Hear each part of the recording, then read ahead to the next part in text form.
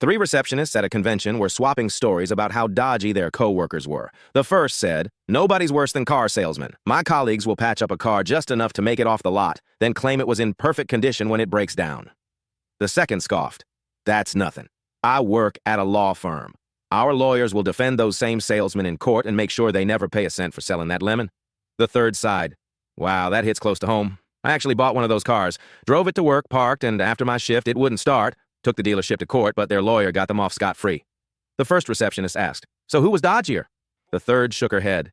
"My colleagues. I work for the police. While I was stuck in my broken-down car in the station car park, an officer reversed into me, then arrested me for reckless driving."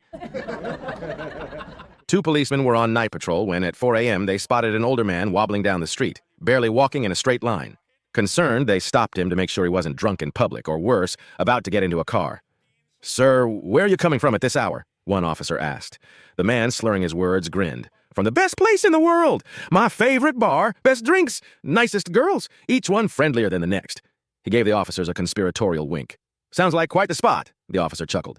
"And where are you headed now? Shouldn't you be in bed?" The man scoffed. "Sleep? No way. I'm on my way to a lecture about alcohol addiction, its effects on the body, the dangers of smoking, and proper social behavior." The officers exchanged skeptical glances. "A lecture? At this hour? Come on, sir, be honest.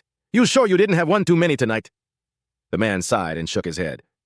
"Tell that to my wife." The police detectives were struggling to get confessions from their suspects. No matter what tactics they used, they couldn't crack them. Then they heard about a telepath who could instantly determine whether someone had committed a crime. Skeptical but desperate, they decided to put him to the test. They brought in the first suspect. The telepath took one look at him and said, "This man is guilty. He murdered a pizza delivery guy at his own house." The detectives were stunned. "He has to be legit. We never mentioned anything about the case." Next, they brought in another suspect. The telepath barely glanced at him before declaring, "This man is innocent. He was framed for burglary by his neighbor, Bill Summers." The cops exchanged shocked looks. "How does he know all this?" Still skeptical, they decided to test him. They brought in a beautiful woman, someone they knew had never committed a crime. As soon as she walked in, the telepath pointed at her and said, "This woman has committed theft." The officer smirked. "Aha, we knew it. We brought her in just to test you, and she's completely innocent. You're a fraud." They dismissed the woman. As she walked away, the telepath casually said, "You might want to catch up to her." The officer frowned. "And why is that?" The telepath smirked. "Because she just stole your wallet." A woman was driving down the interstate when her car got a flat tire. She carefully pulled over to the shoulder, stepped out, and popped the trunk. After rummaging around, she pulled out two cardboard cutouts of men wearing trench coats. She unfolded them, set them up behind her car, and positioned them to face oncoming traffic. From a distance, the figures appeared lifelike and completely naked. Within minutes, traffic slowed to a crawl. Cars swerved, horns blared, and soon the entire highway was backed up. It didn't take long for a police officer to arrive. He stormed up to the woman, clearly furious. "Ma'am, what the hell is going on here?" "Well, officer," she said calmly, "I got a flat tire." The officer gestured at the cardboard men. "And what exactly are those supposed to be?" She smiled. "Oh, those are my emergency flashers." A police officer pulls over a driver who had been weaving all over the road. He walks up to the car and says, "Sir, I need you to blow into this breathalyzer." The man shakes his head. "Sorry, officer, I can't. I'm asthmatic. If I do that, I could have a serious attack." The officer sighs. "All right, then I need you to come down to the station for a blood test." "You can't do that either," the man replies. "I'm a hemophiliac. If you take my blood, I could bleed to death." The officer frowns. "Fine, then I'll need a urine sample." "Sorry, officer. No can do. I'm diabetic. If I give a urine sample, my blood sugar might crash." Frustrated, the officer crosses his arms. "Okay, then step out of the car and walk this white line." The man sighs. "I can't do that either." "Why not?" the officer snaps. The man shrugs. "Because I'm too drunk." One night, an old man accidentally bumped into his daughter-in-law in the dark. In the confusion, he fumbled and accidentally pressed against her chest. Startled, the daughter-in-law shouted, "What are you doing? Don't you have any shame?" Embarrassed, the old man stammered, "Oh, I'm so sorry. I thought it was your mother-in-law." She glared at him and fired back, "Really? You can't tell the difference between boiled eggs and an omelet?" A police officer was on night patrol when he spotted two men brawling in the middle of the street. He flashed his lights, jumped out, and pulled them apart. Cuffing them both, he sat them down on the sidewalk. "Enough! What's going on here?" he demanded. The first man sighed. "It all started a few nights ago when I suspected my girlfriend was cheating on me. I showed up at her place unannounced and found her watching a movie with two empty pizza boxes beside her. She swore she was just hungry, but come on. Who orders two large pizzas for themselves?" The officer nodded. "A valid point. So, the man continued, I decided to stake out her house. I waited across the street, watching for any sneaky visitors.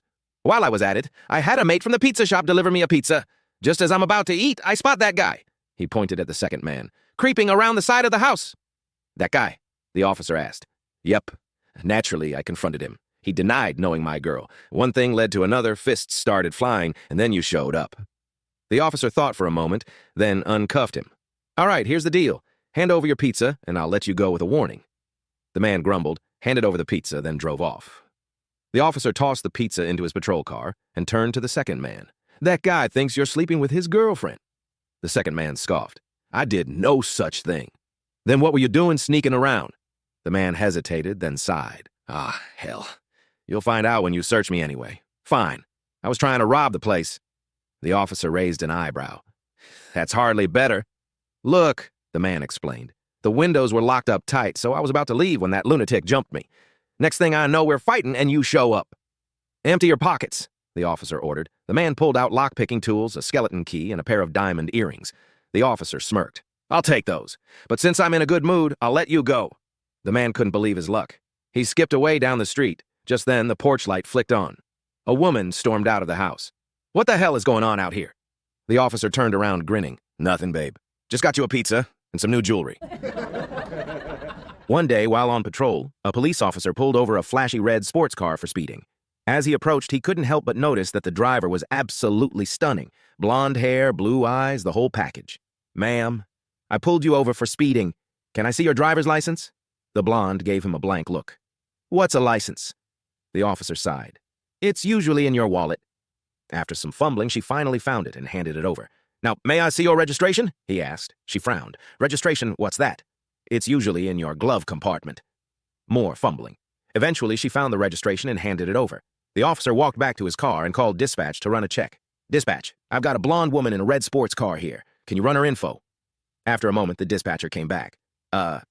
Is she drop-dead gorgeous? Yeah. Okay, here's what you do. Hand her stuff back and drop your pants. What? I can't do that. That's completely inappropriate. The dispatcher chuckled. Trust me. Just do it. Confused but curious, the officer hesitantly walked back, returned her documents, and then unbuckled his belt and dropped his pants. The blonde looked down, sighed, and shook her head.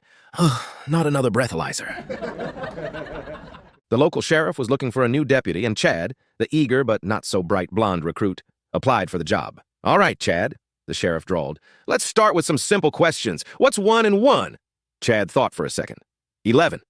The sheriff raised an eyebrow. Not what I meant, but technically not wrong. He continued. Okay, what 2 days of the week start with the letter T? Chad grinned. Today and tomorrow. The sheriff blinked. I was thinking Tuesday and Thursday, but I guess that works too. Maybe Chad was more creative than he seemed. The sheriff decided to test him with a history question. All right, Chad, listen carefully. Who killed Abraham Lincoln? Chad's eyes widened. He scratched his head, thinking hard, but finally admitted, I don't know. The sheriff sighed. Tell you what, why don't you go home and think on that one for a while? Chad nodded seriously. He left and wandered over to the pool hall where his buddies were waiting. Hey, Chad, how'd the interview go? Chad grinned. Awesome. First day on the job and I'm already working on a murder case. A distraught man rushes into the police station, tears streaming down his face. He approaches the sergeant at the front desk. Husband, sobbing. My wife is missing. She went to help with the flood rescue yesterday and never came home. Sergeant. All right, sir, let's get some details. What's her height? Husband. Not too short, not too tall. Maybe around 5 feet. Sergeant. Her weight? Husband. Not skinny, not really heavy. Somewhere in the middle? Sergeant. Eye color? Husband. Brownish, I think. Never really paid attention. Sergeant. Hair color? Husband. It changes a lot. Could be dark brown or red, maybe blonde last month. Sergeant. What was she wearing? Husband. Pants or a skirt or maybe shorts. Look, I didn't see her before she left. Sergeant. Sighs. Okay, what vehicle did she take? Husband, sobbing harder. She took my Jeep. Sergeant. All right, what kind of Jeep? Suddenly, the man straightens up, his face serious. Husband, sniffling but gaining strength. It's a 2010 Rubicon with a Sprintec supercharger with intercooler, Diablo Sport T1000 Trinity programmer, Terraflex Falcon 3.3 shocks, 1350 Aru reel, drive shafts, Method 105 bead locks, Toyo 37, X 13.5 tires, custom Olympic off-road front bumper, Olympic off-road smuggler rear bumper with tire carrier, Seward radius, 4S LED light. 12 LED light bar, 50 LED light bar with SPOD, LED switch pod, rigid LED lights, 15 hash power tank, rock hard cage, rock hard Under Armour, poison spider sliders, crusher fenders, extreme duty trans mount cross member, bushwhacker rear armor, 5.13 gears, Magnum 44 front axle, off-road evolution, C gussets, Cobra 75 CB radio, Warn 10K on front, an 8K winch on rear, Bartax seat covers, Delta quad bar, Xenon headlamps, Tantrum LED off-road rock lights, Terraflex HD tie rod, Falcon steering stabilizer, Alpine long control arms, performance slotted big rotor kit, adjustable track bar, brake line kit, bump stops, hothead headliner, diff covers, wild boar grill, rugged ridge hood, Drake hood latches, and a Tuffy security drawer. At this point, the man is in full-blown meltdown, shaking as he clutches the desk. The sergeant, visibly moved, hands him a tissue and pats his shoulder. Sergeant, gently, There, buddy. We'll find your Jeep.